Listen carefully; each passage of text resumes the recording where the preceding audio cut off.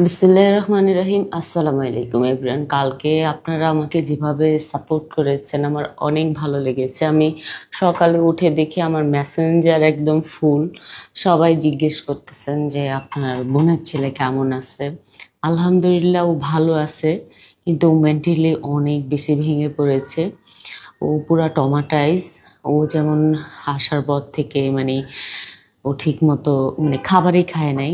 আমরা অল্প একটু খাবার খাওয়ানোর পরে বলছে যে আমার আর খেতে ইচ্ছে করতেছে না। তো আপনারা সবাই দোয়া করেন যেন ও এই টমাটার থেকে বের হয়ে আসতে পারে। আমার মনে হয় শুধু আমার ফ্যামিলি না এত টমাটাইজ, পুরা বাংলাদেশ এই মুহূর্তে অনেক বেশি টমাটাইজ এই সিচুয়েশন নিয়ে। সো আমরা এই মুহূর্তে যেটা করতে পারি যে মনে করেন না আমরা মানে বিভিন্ন হসপিটালে রক্তের দরকার হচ্ছে, রক্ত দিতে পারি। যেভাবে মানুষজনের পাশে যে দাঁড়াইতে পারি, যে যেভাবে পারি, ফাইন্যান্সিয়ালি হোক, ফিজিক্যালি হোক, ভলান্টারি হিসাবে হোক, যে যেভাবে পারি ওইভাবে আমাদের করা উচিত। আর আপনারা আমাকে এত এত বেশি মানে সাপোর্ট করছেন, বা কি বলবো, আমি আমার ভাষা খুঁজে পাচ্ছি না আসলে।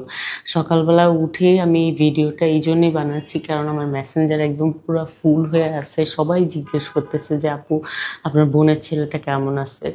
আলহামদুলিল্লাহ, আল্লাহর কাছে শুকরিয়া, সুস্থ সবলভাবে আমাদের কাছে ফিরে এসেছে। আসলে বিষয়টা কি, আমার বোনের একটাই ছেলে। আমার বোনের জামাই মারা গেছে 2024 সালে। সো হয় না, ফ্যামিলির একটাই ভরসা। সো আল্লাহর অশেষ রহমতে আমার বোনের ছেলে তো ফেরত আসছে, কিন্তু এরকম কত মায়ের বাচ্চা তার বুকে ফেরত যেতে পারে না। আমরা সবাই মিলে তাদের জন্য দোয়া করি।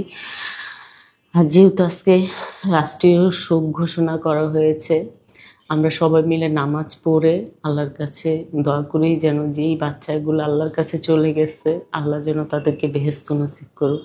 সবাই ভালো থাকেন, সুস্থ থাকেন। আমার কথাতে যদি কোনো ভুল থাকে ক্ষমার দৃষ্টিতে দেখেন। আল্লাহ হাফেজ।